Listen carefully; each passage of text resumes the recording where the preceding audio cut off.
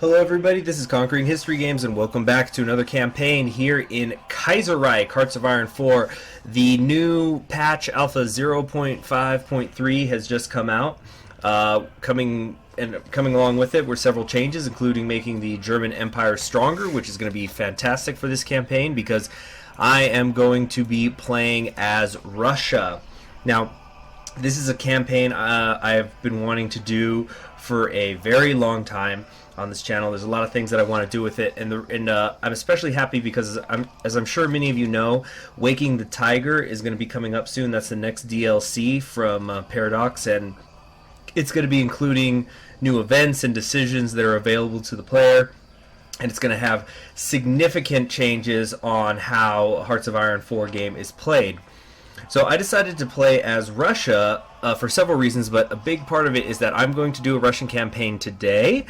I mean, you'll start seeing it, and then I'm going to do another campaign taking a different political branch and playing it out a little bit differently after the changes come out, so I can compare and contrast how the events and decisions have been implemented by the Kaiserreich development team. And I think it's going to be really great, and I can play Russia all day long. There's so many different ways to do it. I believe, according to the recent survey done of the Kaiserreich community, it is actually most people's favorite nation to play as, so I don't think anybody's going to have a problem with me doing that.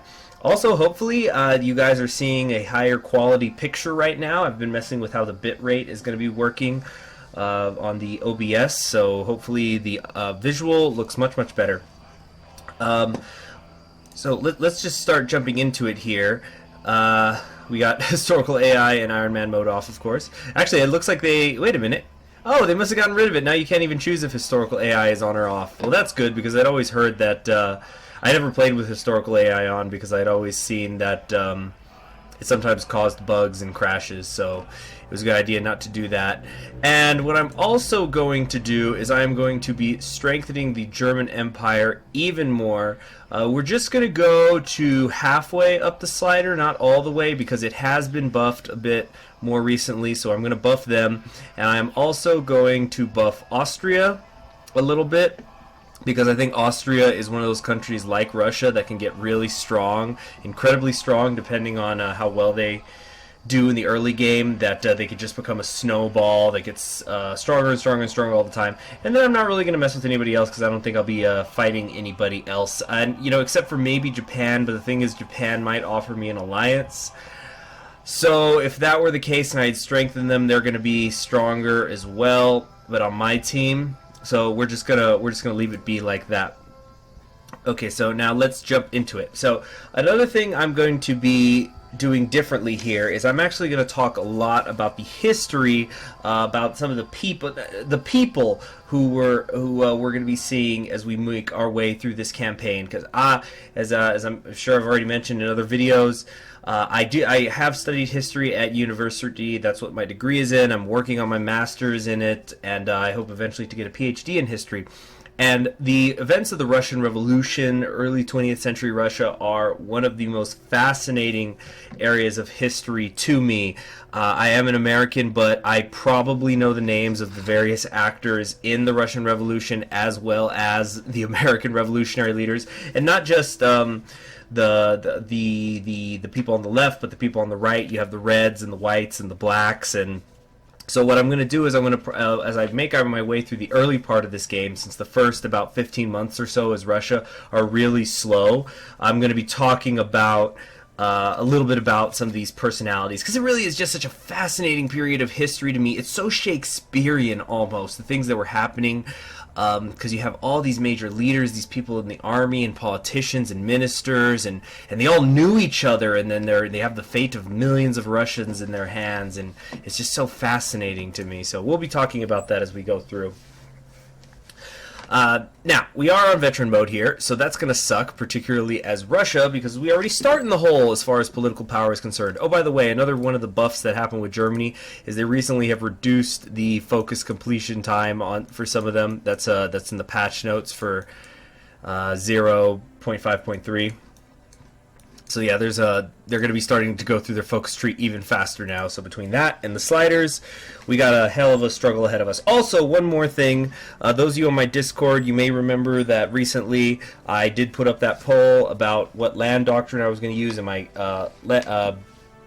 my next Kaiserreich campaign, and the winner of that vote will be demonstrated here, which is going to be interesting because it's a land doctrine I've never actually used when playing as Russia.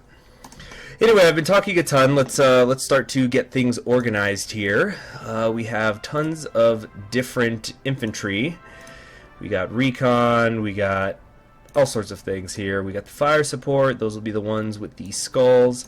And infantry, just plain old infantry. You'll get the crossed rifles.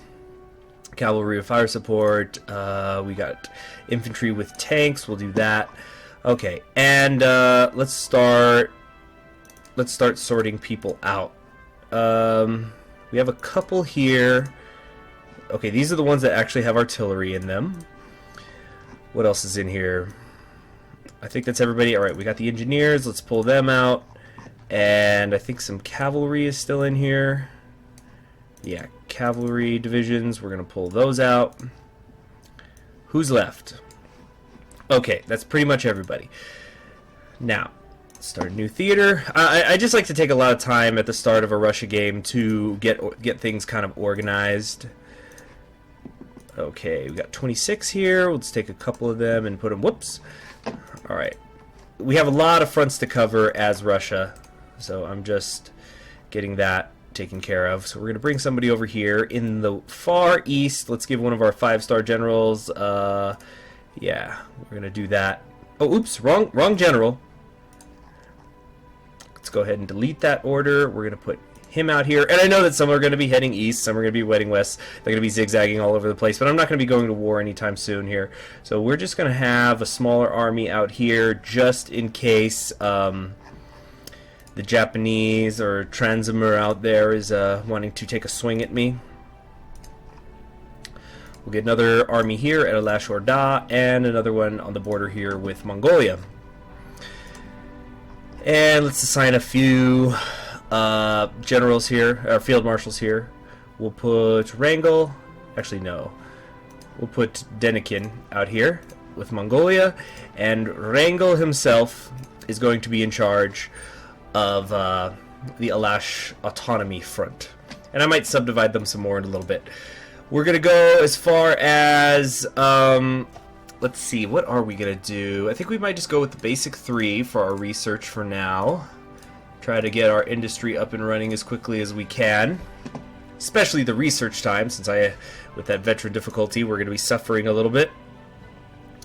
We've got we got our naval dockyards all occupied here, so we're going to grab just a few different things here, getting some support and equipment and towed artillery just so we can start to increase the production efficiency. And then yeah, we're just going to put everything into infantry equipment. It says we're 3,000 in the hole. I thought Russia used to start much deeper than that. Oh yes, and just infrastructure. That's the only thing we're interested in building right now until I can get my economy up and running. Once I'm out of civilian economy and I'm not taking penalties towards my military expansions, then I'll start looking into that. Alright. Is everybody moving around yet? Pretty much. Oh wait, no, I haven't. I also have not drawn these offensive lines yet. We're just going to do that. Really looking forward to the chain of command as well, how that's going to play out after the new DLC comes out. I think it's going to be really fun, really great. Alright, anything else I need to do here? We have outdated equipment in production. That's the AG class. That's the sub stuff. What are we missing? Equipment production for light tanks. But we only have these, which are no good. Alright, here we go. So I'm also going to be reading most of these Russia pop-ups. For those of you who who are new to Kaiserreich, I'm going to be taking this a little bit slow. Now, a troubled history. After the October Revolution, anti-Bolshevik forces started to consolidate against the former Russian Empire, leading to a massive rebellion against the Soviet Republic in Siberia and the Don and Kuban steppes during the middle of 1918. The White Movement made considerable gains but could not defeat the well-placed Red Army, which still dominated the Russian industrial heartland and transportation networks. The war changed when the German Empire, fearing the success of a dangerous ideology, intervened on behalf of the whites in exchange for recognition of the Treaty of Brest-Litovsk. By January 1920, both Moscow and Petrograd had fallen to the white forces, and a new Russian Republic was established in the former imperial capital. For the past 15 years, the leading political parties, the Social Revolutionaries and Cadets, have governed an uneasy coalition under Kerensky. So that is our current head of the government here. And the social liberals are in charge with just 20% popularity, but as it said, they're kind of working a little bit with the market liberals, the Cadets here, as well as the social revolutionaries, but still a minority. Today, Russia is becoming increasingly unstable and other political forces are growing. They consider that it is now time for change so that the country may once again assert its power in the world. Long live Russia, one and indivisible. So Russia is going to start getting crazy. We start with a couple national spirits here. We have the Soviet threat, the continuing instability, and the strength of the Red influence has forced us to compromise with the proletariat after the Civil War. Bolshevik activity is still high in Russia, and in the case of a further weakening of our power, they might attempt to rise up again. We have a divided military staff, which is increasing our land doctrine research time by 75%, and a divided naval staff is doing the same thing. And we also cannot take any national focuses yet. And I know I'm only going on one speed, but I'm just waiting for some certain pop-ups to come that are at the start here. Here we go. The Russian Constitution of 1918, signed in 1918, roughly a year after the fall of Nicholas II. The Russian Constitution defines the country's political institutions. The legislative branch consists of the State Duma, elected every 5 years, and the Senate, consisting of senior nobles, statesmen, and scholars. The executive branch is divided into the office of president, elected every 6 years by the Senate, and the Council of Ministers. The Constitution guarantees freedom and stability. All right.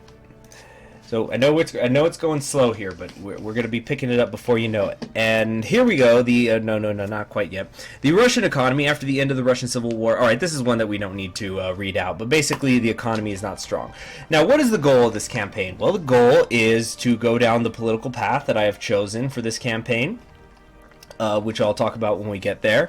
And of course, we have to retake all of the land that was taken from us by Germany. That is the goal, essentially. If we have a focus for it, we want it, basically. I mean, not 100%, but mostly. Alright, Assassination of Kerensky. Right here.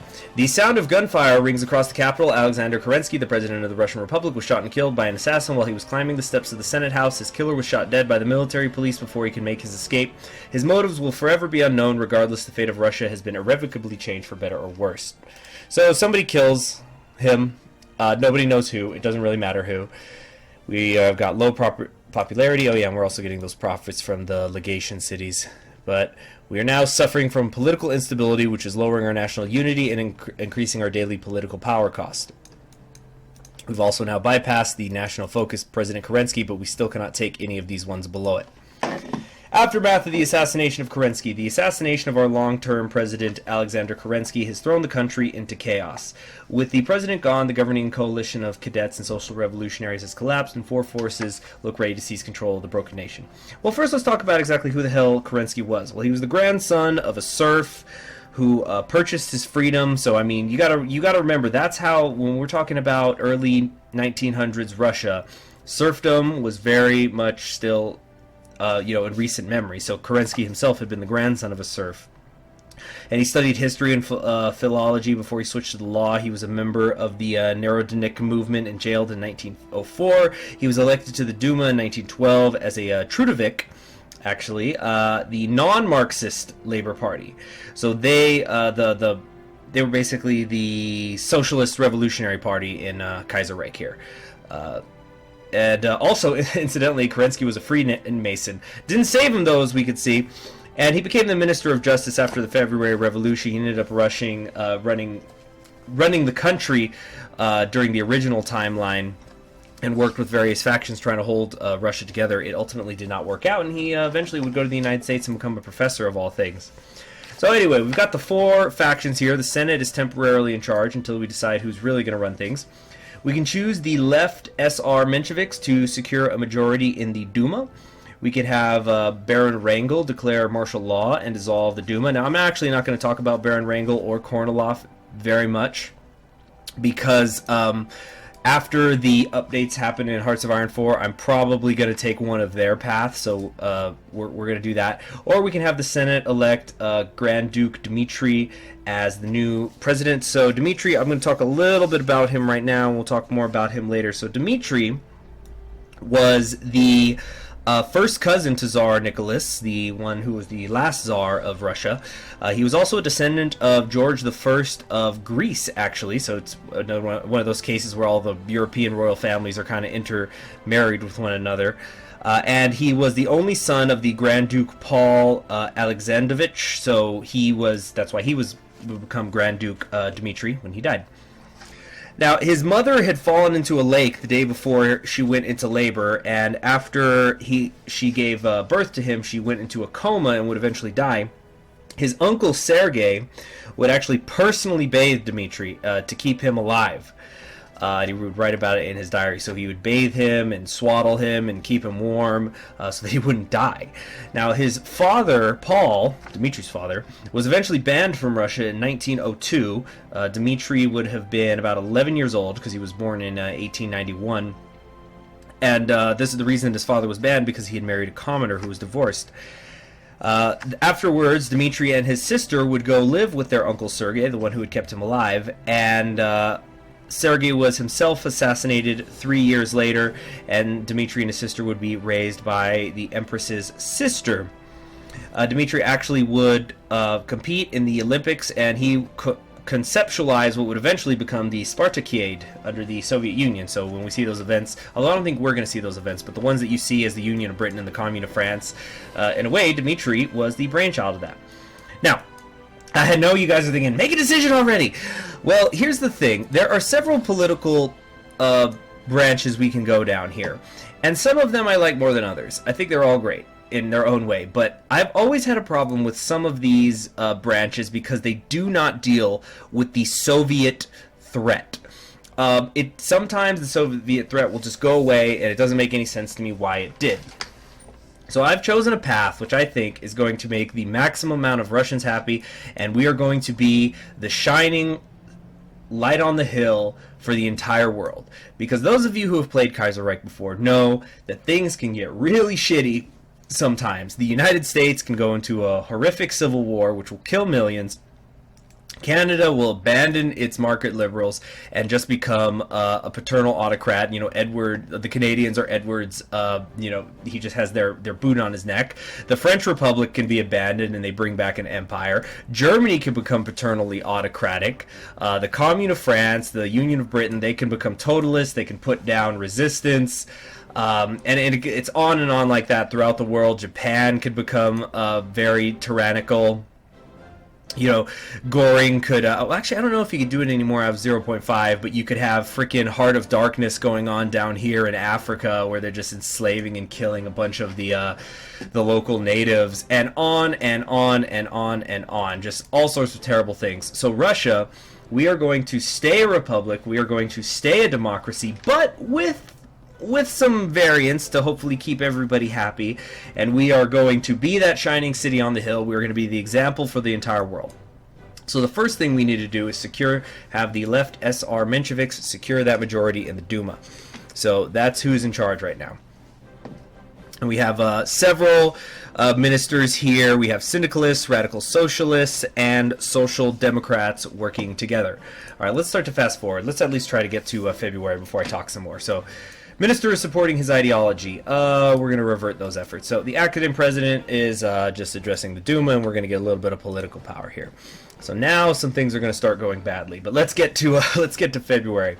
Alash has declared its independence. You know, allegedly they could stick with us, but I've never seen it happen. All right, the capital. Where do we want it to be? Petrograd or Moscow? I've decided that we're going to do Moscow. Petrograd represents the old way. Moscow is the new way. Although it is and it isn't. Alright, first big decision. Jesus, we're still in January. That's why this is going to be a long episode, as you may have noticed. The SR Menshevik coalition has outmaneuvered all of its rivals in the January crisis and have gained an unshakable Duma majority following the submission of the cadets. Chernov, chief ideologue of the SRs, has been successful in pulling the strings, but it is now time to appoint a prime minister. So, we have a few options here. I need to stop saying so. That's the That's the drinking game today. Every time I say so, you take a drink. We got three options here. We can stay with the Mensheviks, so that would be the Social Democrats, under Irakology G. Tezertelyi. Now, let's talk about him for a little bit. He lived from 1881 to 1959. He was the son of a writer, and he got involved with some Georgian Social Democrats. And it was after a student demonstration at the Moscow University, which he attended. Incidentally, he's our minister right here. This is him down here, a little picture of him. He was, after that student demonstration in 1902, he was exiled to Siberia for a time. And afterwards, he joined the Social Democratic Labor Party, and he was the editor for the Kavali, which was the Menshevik newspaper. He later was exiled once again, this time further east, so he didn't just go to Siberia. They sent him all the way to, where is it? Irkutsk out here? Where is it? Where's Irkutsk? There we go. Irkutsk. In the east, he was a member of the provisional government after the February Revolution of 1917, and he was in the Assembly of the Georgian Republic during the Civil War, and he would eventually flee from the Soviets. This is all original timeline stuff. He would eventually flee from the Soviets and live in exile for the rest of his life as they advance on their position. I hope this all isn't boring you. I sincerely do. So then we've got Pavel Jankovic. So this is basically where you go the market liberal path. And then we have Nikolai Bukharin, who I'm sure you all have heard of, 1888 to 1938. He was the son of two teachers, and incidentally, this is who we're going to go with, interestingly enough. So this is how I'm solving the problem of why has the Soviet threat gone away. So we're going to have Bukharin take over. And there is now a general strike. Workers' organizations all over Russia have reached an agreement and decided to call for a general strike, even though the response to their initiative has been rather limited. So far, it is very possible that more and more workers will join the strike should the situation continue to deteriorate. Damned socialists! So we're dealing with loss in factory production. We're getting lower stability. Things are starting to get bad pretty quickly. So this is Bukharin here. He was the son of two teachers. He was a student at Moscow University as well. He was there during the 1905 revolution as a student, and he would later join Russia's Social Democratic Labor Party. All right, so now we're in full-blown disaster here. We're at negative 700. All right, we have a couple of things to deal with here. First off, payment of the Brest-Litovsk reparations. So during the Berlin Conference in November of 1935, the Germans forced us to repay the remaining part of the Weltkrieg War indemnities agreed upon in the Brest-Litovsk Treaty in 1918, 1 year earlier than expected, which has put the government in a delicate position. The current budget for 1936 is already stretched to a bare minimum, and if we are to pay the accursed Teutons, the cabinet sees no other alternative than imposing harsh austerity measures. The cuts in government spending will be most harshly felt in the social services sector and in the many homes of invalidated war veterans depending on the state's support. Our citizens are already disgruntled and dissatisfied with the incumbent coalition of cadets, the Social Revolutionaries, united under the even more unpopular presidency of Alexander Kerensky, and it is feared that these austerity measures will bring still more extreme political groupings unto the political scene. We must increase austerity measures, so now we're at negative 240 political power, and the austerity measures are hurting our factory output and increasing our consumer good factories, and everything just sucks. So we have to also negotiate with the strikers. An attempt to negotiate with the striking workers has been made. All political forces in the country closely watch the meeting, and some are hoping that the strike will become an impulse for further reforms in Russia. So we're going to stall, which has now put us at under 1,000 political power and counting. As I was saying about Bukharin. Now, he joined the Labor Party in 1906, the Bolshevik branch of it specifically, so the syndicalists here, and that is reflected in his political ideology. Oh, there goes Black Monday. And in 1911, he was exiled to Arkhangelsk. This is a recurring theme, just, exiled to people who would later become member of the revolution. It's like they were angry at the government or something. But he would eventually escape after he got married. Well, he would get married, and then he escaped, and he met Lenin for the first time in Krakow over here. And after the February Revolution, we're just gonna stall the negotiations again. He would return to Russia, and he published several works. He was a very prolific writer and was the editor of Pravda, which was the newspaper for the party. And he started to become more right-leaning, and he was actually somebody who did say that people could still have private property. And he actually worked with Stalin in the 1920s, although after he was criticized Stalin, he would eventually be exiled from the Politburo. And he was one of the many victims of the Great Purge. He was tried and executed in 1938. So let's see if Bukharin can last that long. Also, reorganization of the internal police. With the rise of internal dissent, the government has to grant itself an internal police able to actively hunt down the protesters. So we can take our first national focus, which is really necessary, where we will get the national spirit Okranka, which will give the effective partisans on us minus 20%, but more importantly, we'll get a little bit more daily political power. Although, because we're on veteran mode, just by taking a focus at all... Oh, the Jacobins have been elected in France. Interesting. We might see a kind of civil war over here. Yeah, so we're taking negative political power every day, whenever I have a focus. Negotiating with the strikers. We're just going to keep stalling. If we just don't look at the problem, it'll go away, right? All right, here we go. The revolution. The revolution has begun.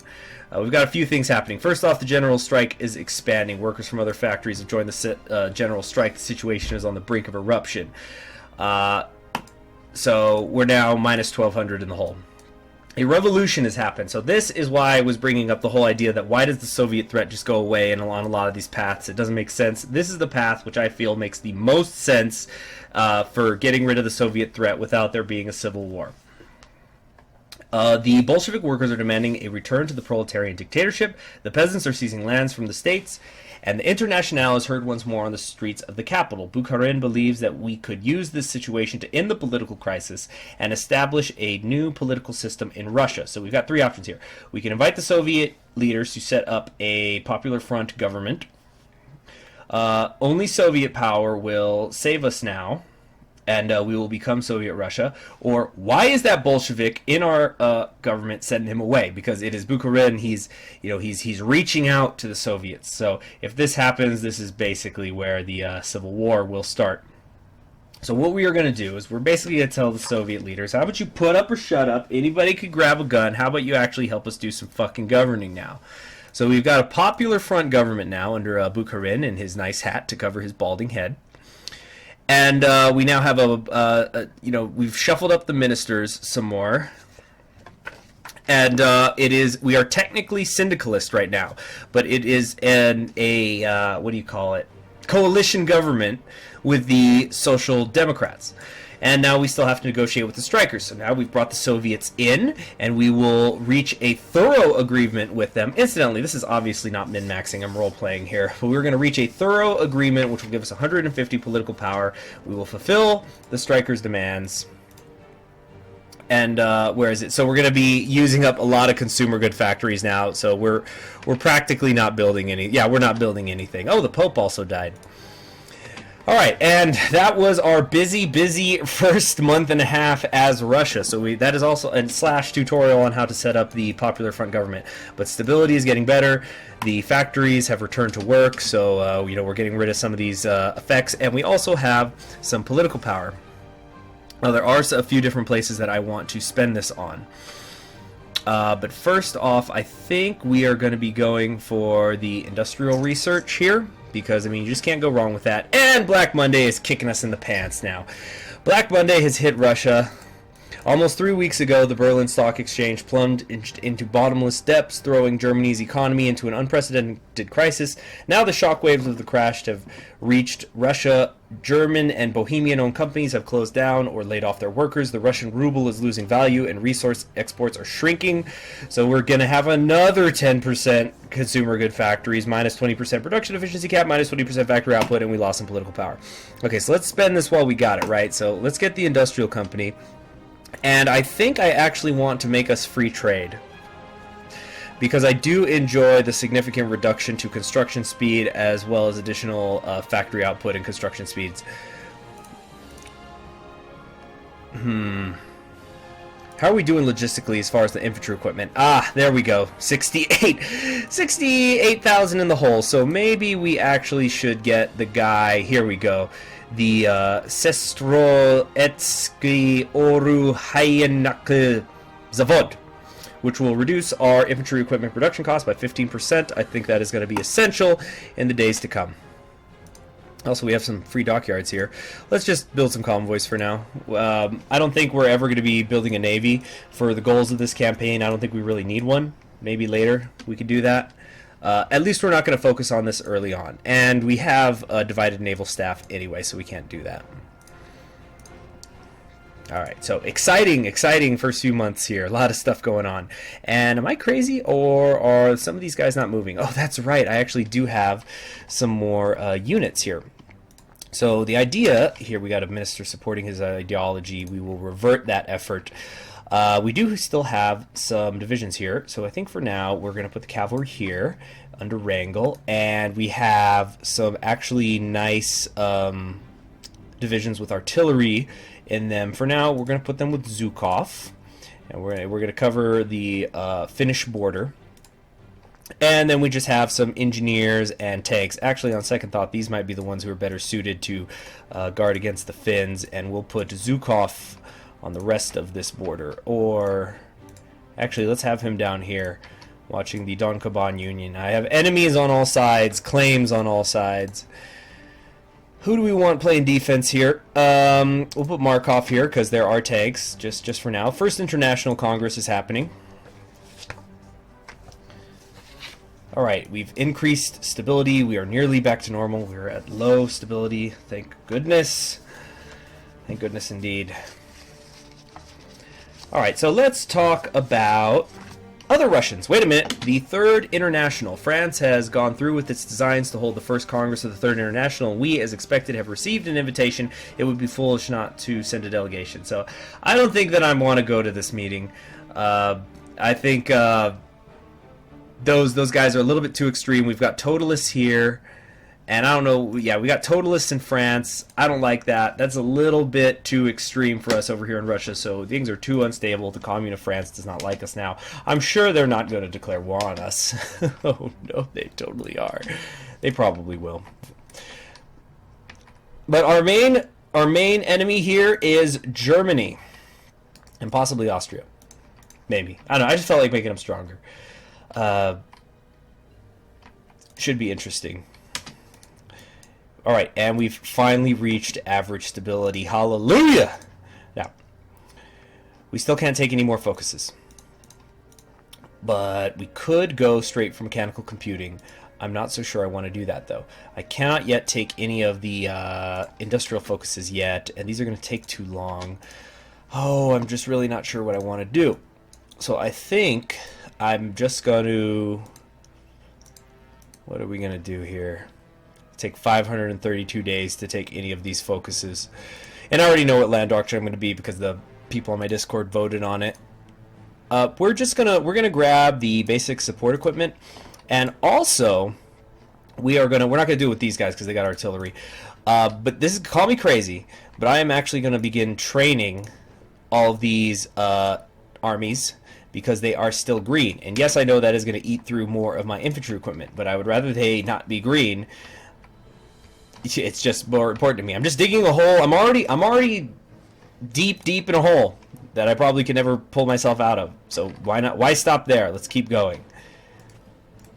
Get some sort of, I mean, I'd rather they not be green. That's all I'm saying. I want them to be trained. I want them to be regulars. We have another minister supporting his ideology. Change in popularity of the social liberals and the social democrats. Or we could use our influence to reverse his efforts. Well, I mean, we're The social democrats are part of our coalition, so I'm actually okay with that. Alright, so we're just waiting around now for some more exciting things to happen. The first year is always a little bit slow when you are Russia. Got a couple different navies, don't I, here. Initial stabilization. With the first wave of the crisis slowly passing by, some less affected branches of the economy have bounced off the bottom. Still, the overall state of our economy does not look optimistic. let's hope the stabilization will happen soon. So the effects are not as bad. But the thing is, we can't stay syndicalists forever. This is not stable. This is not how we are going to unite Russia. Right now, we've made the left happy. That doesn't make everybody happy. Papal Conclave has started. Who did they go with? We have the Vampire Pope, Stephen X. Should be interesting to see what he does. He'll probably just get killed by the Southern Italians, though, before he has a chance to do anything much. All right, and we are going with dispersed equipment. You guys know that I am a fan. Hey, wait a minute. I think they patched this. Yeah, the factory output was just plus 3% for a while. Now it's back to plus 10%. All right, now we're definitely taking it now. Awesome. So things are looking good. Things are getting stable. We're getting a little bit more political power. We had the revolution down here in Siam.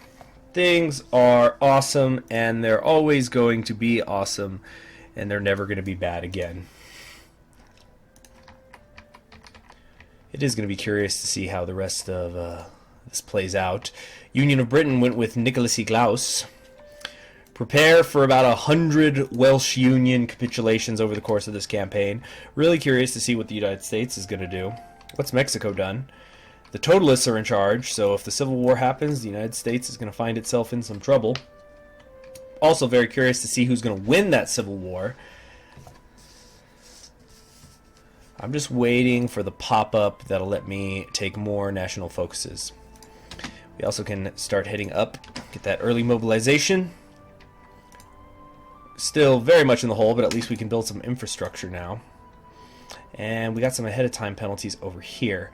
So here's the thing that's stopping me from taking mechanical computing. There is a focus here, a really good one, mechanical warfare, which I could take relatively quickly after I've stabilized things, which will give me a 2-time research bonus on the computing methods.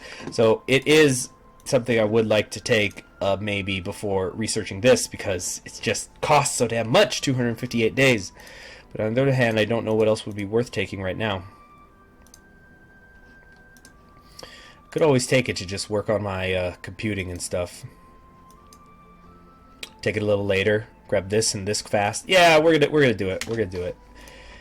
It's good in the long term, and it will it'll cancel out the veteran difficulty finally. So we'll be at yeah, we'll be able to wait a minute. Yeah, we'll be able to just research things at their standard amount of time. Alright, how's this looking? We got some regulars. Okay, now here's what we're going to do. We're just going to start taking some of these guys out who are already trained, so they'll stop training and eating up infantry equipment. Another one here. Reforming the military. Finally, recent military exercises have led to one... See, that's why the training was for. The one irrefutable conclusion: the Russian military is a mess. Sweeping reforms are needed if we are to be taken seriously by our neighbors. Each of our top commanders, both in the Army and the Navy, have come up with a plan. Their proposals await your consultation. I will have a look. Okay, what was I doing? Oh, damn it, it accidentally unassigned everybody. Okay, let's fix this up, because I mean, I know I'm wasting. I'm debatably wasting infantry equipment, but I'd like to waste as little as possible. Damn it! I'm such an idiot. Okay, geez, I've just been making a lot of mistakes today. There we go. Okay, we're good. We're good. Okay, you guys keep trading. Where'd Rovs go? Actually, they don't even need generals right now. It's okay. He's only got 2. That's fine. Okay, we're going to keep trading. You know what? It's okay. It's okay. How badly are we losing? Yeah, we're almost 70,000 in the hole. So, we have 4 plans to deal with here. We have the Denikin plan, Wrangel plan, Shetilov plan, Markov plan, aka Mass Assault, Grand Battle plan, Superior Firepower, and Mobile Warfare. So, let me talk a little bit about some of these guys. Sergei Markov, the Markov plan here, the mobile warfare guy, he is available. He is the one who I have put in charge of these 6 divisions over here. He's in charge of Petrograd. Now, this man, with his fine facial hair, fought in the Russo-Japanese War and was decorated with the Order of Saint Vladimir. Incidentally, I wonder how old... He actually was dead in the original timeline by 1936. He died in 1918. He taught at the Imperial Military Academy for several years, and during World War I, he fought under Denikin, who is this guy here, who I'll talk about in a minute. And he was arrested in 1917 for attempting to support Kornilov's coup attempt. Kornilov is actually a field marshal you can grab here. He was one of the commanders for the Whites, right here. And he eventually escaped from prison, Markov that is, and would die fighting the in the White Army during the Civil War that happened. So that's Markov's story. We also have over here Shatilov. This is the superior firepower guy. Lived from 1881 to 1962 on our original timeline. He was the descendant of generals. Sometimes it's Shatilov, sometimes it's Chatilov. I mean, I don't speak Russian, so, I mean, if anybody wants to let me know in the comments. Now, he was a descendant of generals and actually was friends with Baron Wrangel when they were both at the military academy. And he was a cavalry commander during World War II, which is why I think it's a little strange that he's superior firepower here. But I know, maybe he was horses don't cut it, we need artillery to blow them up. And he was imprisoned in 1917 because he also supported the Kornilov affair, and he would fight for the Russian White Army on the southern front with Wrangel. And then Wrangel, you know, that's the man who I'll talk about another day. And then we have over here Anton Denikin, who is the field marshal, who, is this guy. Now, he was the son of a former serf, so again, that serf connection, 1872 to 1947. That's when he lived. He served his father served in the army for decades, and his mother was actually Polish. Denikin joined the army and became an artilleryman, king of battle, artillery. That's what it's all about.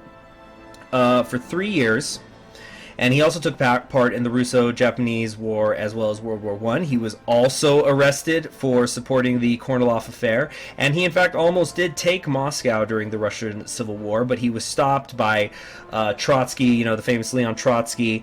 He allied with Nestor Makhno, who is I think it's Makhno, but he's the Ukrainian who you can make the leader of the Commune of France, actually. Oh my gosh, the military coup happened over here in the Commune. Wow. Very interesting stuff going on in this game.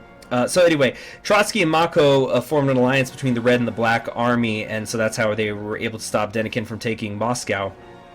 And he would eventually just be also forced into exile and died in the United States. But here, thanks to my Discord voters, it is his plan that we will be following. Oh, yeah, I got it right on that trumpet with the music. So this is going to take us down the mass assault doctrine, which, believe it or not, I have never taken in a Russia game. So it should be really interesting. So we're gonna be taking casualties in this campaign. Lots and lots of casualties. All right, we need more factories. I want to put some. I mean, more infrastructure, but. We're gonna build up out here, kind of in the center, away from the fronts, away from where things could be blown up. So it's his plan we're gonna go down, but it does have some interesting effects. This will open up the branch mobilization of the masses, which gives us an additional 3% recruitable population, and we can reduce our training time, and we get better weapons and equipment research time. So once we do catch up with how, you know, actually arming everybody, since we have tens of thousands of men who don't have rifles, we should be able to shoot down this tree pretty damn quick. Can't wait in particular to get to night vision. Actually, even more than that, getting the anti-tank stuff here is going to be crucial. All right, great. We got some more stuff available. It's still not 1937, so let's go with... I could grab one of these. No, I probably shouldn't. That's really dumb. I should just wait. I think I might go... maybe with the superior artillery, start heading down these branches. I'm not sure. It's been ages since I did a mass assault campaign. I could get a bonus for motorized later. We're just gonna improve our artillery. Can't go wrong there. Alright, how's this looking? Yeah, these guys are gonna take a long time to become regulars. I'll probably stop in about March or so if things haven't changed. Now, I really hope that Japan does not attack me, especially with me doing mass assault. It would take so long to push them back. I'd probably just honestly pull back to right here, just let them have the whole east, and probably wait a few years. But we will return all Russians to the fold as soon as we choose our political party eventually. Whew, this episode's been pretty long. I'll tell you guys right now, not every episode is going to be this long. This is a special treat because Russia's pretty slow at the start of the game. What's going on in the rest of the world? What did the Princely Federation do? He's not decided on his reforms yet. Okay, now here's what we're gonna do. We're actually going to resource juggle here. We're gonna move it over here to mass assault. So it'll only take us 158 days, and that's good with the minimum training level being reduced, I suppose. But we're getting a better reinforcement rate, and that's what really matters. Now, it's October of 36. We still can't take very many focuses. So army motorization it will be, which is oh, this will actually let me get the artillery 2 pretty fast. I just realized if okay, so as soon as dispersed industry is done, I'm actually going to go over here to the interwar artillery, and we're going to grab that so then I can get artillery 2 very quickly due to the army modernization. So then we can start getting those in our production queues. We're actually about to max out here. Alright, here's what I'm going to do. Move one more into artillery. Okay, we're good. And I have a little bit of political power, but I cannot go to partial mobilization yet, which is what I really want to do, because it's going to take ages before I can get war economy. In fact, it is certainly, depending on how well I use my industry, I might never get to war economy until it's time to go to war with Germany. Because I don't think Germany is just going to give back the land that belongs to me. I think they like their little puppet states. They like it a little too much.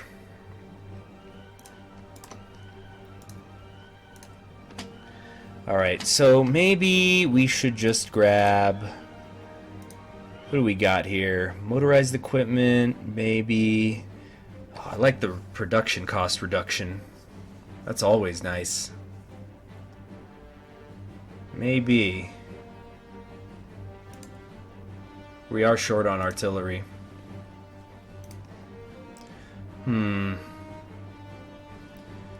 I don't see too many tanks in our future, at least not for a very long time, if ever. I think we're going to go with the production cost reduction. If we can get... Okay, Garner has been elected in the United States. Civil war guaranteed. Also means the United States might actually lose. Okay, we're totally out of political power. The political instability is really hurting us, as well as the low popularity. Yeah, low popularity now costs you political power, which really sucks. But it's okay. It's okay. We probably got 5-6 more months of this, and then things are going to get better. We're almost tapped out here. Okay. Is everybody... Yeah, we got... These guys are almost all regulars. These ones are getting pretty close to... Yeah. Mongolian Khanate has already been established. What else is going on in the world? Serbia should still be under its regency, yeah. The Austrian Empire has become socially democratic. We have army modernization. Was this Korea asked for aid? The Korean government in exile has asked us for military and political aid against Japan. It might be wise to send them aid to keep the Japanese off balance, but it could mean that Japan comes for us sooner rather than later. A great place to drop off leftover equipment. Full support and aid shall be given. We are not interested. We'll drop some leftover equipment. I don't know what leftover equipment we're talking about here. We're 70,000 in the hole, but there you have it. Okay, I could grab that mechanical warfare now. I could reorganize. I don't think I need to reorganize the military command for a while. We could also get a bonus for our mechanized models, which could become our long-term goal. We have a few options, definitely. Just one more focus, I think. I think we are going to do... Air Doctrine. No, we're going to do mechanical warfare. And then that's probably all we're going to do in that branch for a little bit, because we have to rebuild Russia. When are these guys going to be done? give or take. Daily experience is about half a point. So about a month. In about a month or so. So by February, everybody should be done being trained. And look, we're actually gaining back infantry equipment every day. We have a surplus in production. The Novaya Bolsheviki bloc is founded with Kerensky's assassination and the dissolution of the SR Cadet Coalition. A great reshuffling of the Russian political scene has taken place. The most visible result of the process was the creation of the so-called New Bolshevik Bloc, a conglomerate of the Civil War survivors, radical former Mensheviks, and SR members, as well as fresh syndicalist blood. It is very possible that this bloc will take part in the nearest Duma elections should the situation finally stabilize. Together we are stronger, so political power plus 40 and the syndicalists got more powerful. But like I've said, syndicalism is not a compromise. Alright, okay, we got some fleets up here. I don't know, patrol or something. Let's get some of these guys to work.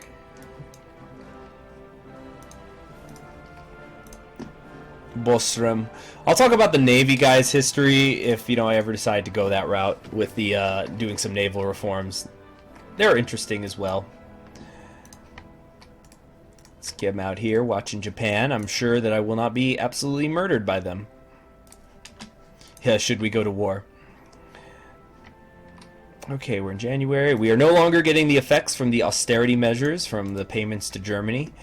We will never forget, though. How's it going over here? There's still authoritarian Democrats. And it looks like Spain is not going to blow up. So that's interesting. Of course, they're going to probably join Middle Europa. And France is going to keep the Republic. Obviously enlightened by our own example. And they said, wow, Russia can maintain a democracy. Why can't we? And there goes the Civil War in the United States. It's happening. Alright, everybody should be all fixed up now. Some nice regulars. Fantastic. Okay. Let's reassign everybody. Where is he? Where is he? Where's my level 5? Where's my 5? There we go. They're all ready to go as well. And Wrangel's men are all ready to go as well. Now they just need guns. They've been doing calisthenics for 14 months. They're buff and ready to go, but they need guns. American Civil War. America has devolved into civil war, and we must help our socialist brothers in the CSA in their deadly struggle with capitalist oppressors. Here's the thing with the American Civil War. I don't really have a dog in this fight. They're all claiming to be freedom lovers.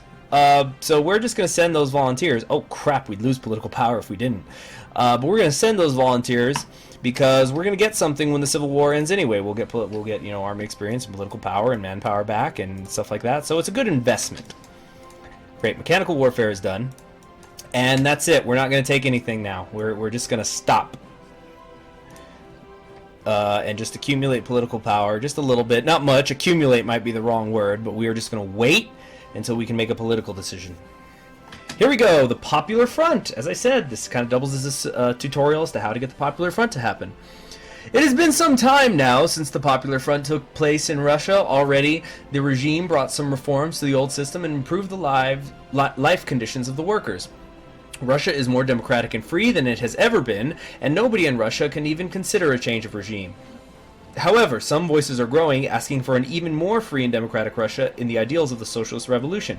This possibility, however, will anger the more conservative elements of our society. What shall we do? The decision is yours. So I can finally pick a path. Specifically 2 paths, so we're not going to invite the Tsar, you know what I mean? Now we can restore the proletarian dictatorship, at which point we will become the Soviet Russia, which we are not doing. We instead are going to be that democratic republic, which will remove our political instability, as well as the Soviet threat. The greatest sin of the nation of Russia was that it never fully managed to democratize itself after the Russian Civil War. We need to further liberalize our nation, our economy, and our people if we are to save ourselves from tyrants from both left and right. So that's what we're going to do. Wow, this episode's already getting pretty long in the tooth. And Serbia has crowned King Alexander II. I'm trying to think if I've ever seen them not do that since the latest patch. The Korean Uprising. What, again? Was there 2? The Korean people have risen against their Japanese overlords, wanting to finally break free with them. This presents us with the option to weaken Japanese empire by supporting the Korean independence movement. We can send them aid. We cannot do anything. Okay, it's going to cost us 100 political power if we don't do anything, so we'll send them some equipment. I really hope Japan doesn't attack us. I mean, they can't beat us, but it will be really annoying to deal with. Alright, Mass Assault 1's done. Now we're going to get that supply grace, and out of supply minus 10%.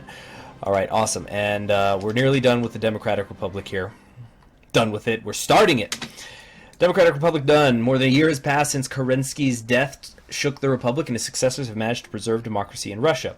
As Bukharin was elected in 1936, the next presidential election will be held in 1940. Now, this is a mistake. Really, the Senate is going to be in charge, but there actually is going to be an election before 1940, so I don't really know why it says that. Also, we can finally go to partial mobilization. Thank goodness. So we could reinforce governmental power, but our government power looks good. Why does it need reinforcing, right? So let's start to think about what we are going to do as far as our economy. Now, we could reinstitute the zemstvas. The zemstvo is a form of local governance and representation first introduced by Alexander II in 1864. It strongly weighs favor to aristocrats, but it still assures representation of the lower classes. It will, without a doubt, assure stability in our nation. Interesting. Okay, we could also rely on the village communes. In the spirit of democracy, we should grant strong local governance to the communes of our nation. Russia is a massive nation, and to believe that it could all be governed from a single place is crazy. So that is what I want. Wait, this just takes 35 days? Did it always take 35 days? I think they reduced that. Nice. All right, so we're going to do that. We're going to work on this because this is eventually going to lead to us getting rid of these Black Monday effects we're still suffering from, the beginning of stabilization at this point. And also we can get a research slot in here. Alright, so we're done with that. We can now grab support 2, although this isn't going to go anywhere, so I might actually grab this instead. The computing machine, although we could wait a little bit longer, just a bit. Or I could do both. I have 2 slots. But I think it's more important to work on our factories right now. And yeah, let's grab this, because the sooner I grab it, the sooner I could put it, I could get its efficiency cap up.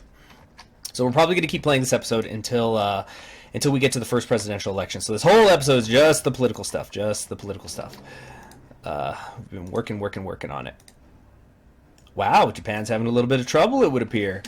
Here we go, the 9th Duma elections. According to the Constitution, elections are to be held every 5 years. Although Kerensky's assassination caused major turmoil in Russia, the 8th Duma has managed to wait out the storm and elections should proceed without interruption. But who will triumph? So we have 3 options here. Basically, we can go with the SR Menshevik leftist coalition, the Bolshevik coalition, or the Cadet Liberal coalition. And I feel that the middle ground of the Mensheviks is the way to go, squarely between the Cadets and the Bolsheviks, that is in the middle as you can get. So we're going to get several new ministers off of this, including Vladimir Zenzinov here. Okay, so let's take that. It's going to increase the popularity of the Social Democrats by 20%. So that puts us at almost the majority. Damn it. I thought we were going to hit over 50% to show we have the mandate, the will of the people. Now, interesting guy here, Vladimir Zenzinov. He was the son of a merchant. He studied in Germany and became a member of the Socialist Revolutionary Party. He was involved in all 3 Russian revolutions. There's not too many people who could claim that. And he was very against World War I until Kerensky took power, actually. Then he got behind it. He was relatively moderate, and he was arrested by Kolchak in 1918. I'll talk about Kolchak in a bit, and exiled to China. He never returned to Russia, and he just wrote books for the rest of his life. Now, Kolchak. Kolchak. You better not fuck me, Kolchak. Or Kolchak. Foreign policy, now with our reign firmly established, we can begin to consider our stance regarding the rest of the world. Russia should start being more active on the world stage, but we are too weak to interfere in the German or Japanese spheres of influence. The Caucasus, bordering the dying Ottoman Empire, is an easy region to subjugate and has large oil deposits for us to exploit. Central Asia, with its unstable situation between the Alash Orda and Turkestan, seems an even easier target. We should secure these areas before shifting our gaze anywhere else. Let us show the world our might. And we got principles of geopolitics. You can read this on your own. But I got a little bit of political power, and I'm at average popularity. American Civil War. We're doing this again. Not our concern. Minus 60%. So now I get to support 2 people. So we can support the federal government, or we could support the Union State. What's the United States look like? We got social liberals in charge down here. We got paternal autocrats in charge down here. I think this is a little bit closer to what we're feeling, so we're going to support the federal government. Right, now, we also can modify the government once more. Let's actually wait a little bit on that. We're not going to take anything just yet. Although, let me kind of peek around and see what we're doing here. We have the 1st Women's Division of Death. Maria Bochkareva, colonel of the Russian army and hero of the Weltkrieg and Russian Civil War, have recently requested the government to allow formation of the 1st Women Division by combining existing women's battalions of death, which should later serve as basis for formation of a women's corps. Accepting this proposal will surely boost strength to our army and not to forget significant propaganda value, but conservative elements in our armed forces unwilling to change the status quo have to be taken into consideration as well. Tough to say. On the one hand, we're trying to be more democratic, so it would be nice to allow women in the army, but on the other hand, we have conservative elements in the army, which are not going to like that. But don't worry, I've got a way to... Then again, 40 political power for 2 divisions. It says 1st Women's Division, but we're going to get 2 of them, and they're going to be veterans. You know what? I'm going to take them because I have a fun idea of what to do with them much later. So... we're going to have them here. Actually, incidentally, is Maria an available general? I don't think she is. That should be... you should be able to get her as a general. If you take the division. That would be cool. But I don't know what to do with them right now, so we're just going to... we're going to put them with the Sealy, and we're gonna have them hang out up here or something. I've got plans for them, though. Don't worry. Don't worry. It's going to be fun. Alright, we're now relying on the village communes. So, I can continue to work on my industry. See, this is the hard part, because I could work on my industry, I can work on my army, I could work over here on my foreign policy, and I actually think the foreign policy route is what I want to do right now. So, we are going to go with the realpolitik, because this is not expansionism, it's realpolitik. We just want back what is ours. So, let's take that, and plus it's going to give us some political power, which is nice. But I want to get grabbing some of these areas quickly, relatively quickly. I think I'll probably go for the caucus first. Germany might back down. They'll probably back down. They're a bunch of pussies. Alright. New collective is formed. A new labor collective has been formed. Socialist methods of work are being introduced as the capitalist system receives yet another blow. Splendid. Village collective reports production surplus. A village collective has reported they have exceeded their projected production efficiency. Splendid once more. Awesome. I love it. Okay, now, do I want to start building some factories? I've only got 35 civilian factories.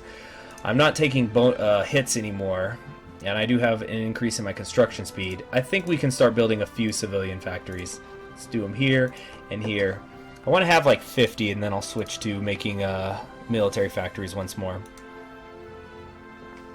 And we're just holding on to this political power for now. There goes Korea. GG no re. End of the Korean War, and there we have it. We got manpower, political power, and army experience. We actually have a pretty decent amount now. And that should be what happens when the Second American Civil War is going to go. You want to know who wins the American Civil War every time now? The Pacific States, since they got so buffed. There starts the war in Central Asia. Maybe one of them will eat the other if I'm lucky. Save me some time. Foundations of the Belgrade Pact.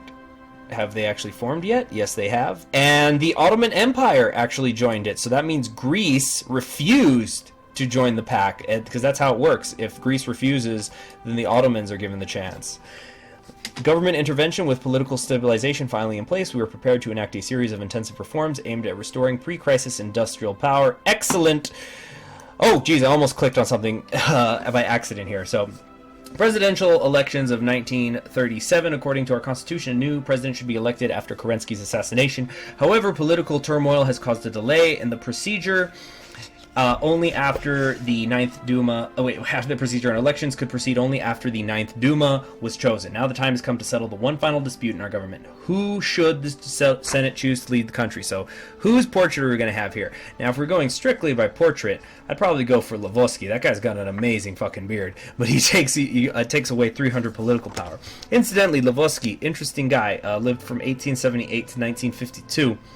He was actually born in the Ukraine to some Russian Jews, actually. They probably were Sephardic Jews, so those are the Jews that immigrated from Spain. He joined the Bolsheviks in 1901, and he was kicked out twice. But by the 1920s, he was the General Secretary of the Red International Labor Union, so that's a pretty damn important position. And he held various other positions in the Soviet Union, including being a member of the Jewish Anti-Fascist Committee. However, during the Soviet Union's anti-Semitic purges, in fact, look it up, Stalin was responsible for killing lots and lots of Jews. Hitler doesn't have a monopoly on that. But he was arrested and he was executed on April 12th, 1952. He was eventually posthumously pardoned by Khrushchev as part of the anti-Stalinization thing. A lot of other poets were killed that night as well. But we're not going to go with him because that's the syndicalists, and I don't like it. And again, it's too far to the left. So here we have him again, Dmitry Pavlovich Romanov, the aristocratic candidate. He would give us more authoritarian Democrats.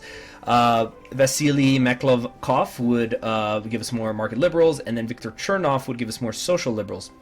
So let's talk a little bit more about Dmitry here, who incidentally is going to be my pick at the cost of 160 political power, goddamn.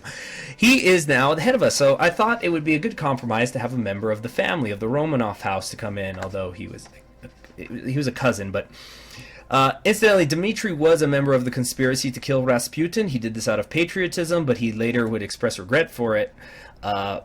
And actually, because he helped kill Rasputin, he was a part of that conspiracy. He was exiled from Russia, and he ended up going down here to Persia for a little bit, and then he went to England for a while, and then he went to Paris, where he eventually kind of settled, and he actually was a champagne salesman. Can you believe that? The Grand Duke Dmitry Pavlovich being a champagne salesman. And he would, again, this is all original timeline stuff, he would join the Young Russians, who were this group who wanted to reinstitute a monarchy in Russia, but they were extremely influenced by fascism. And eventually Dmitry would break off from them. He didn't like them anymore, and he would return to Russia.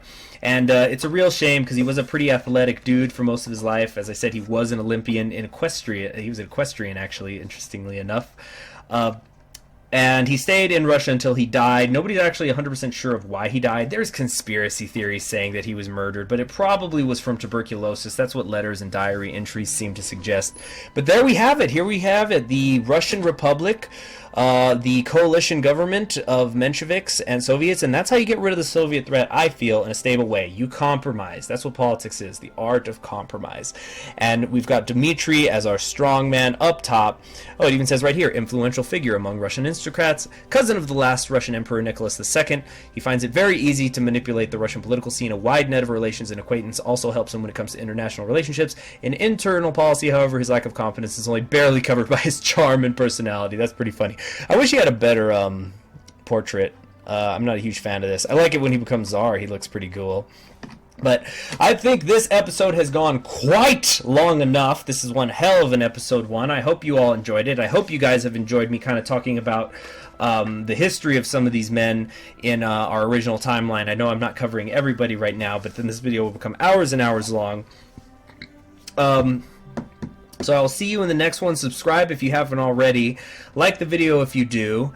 And in the next episode, we'll start reuniting Russia, yes? Is there anything I'm forgetting? No, I don't think so. Bye-bye.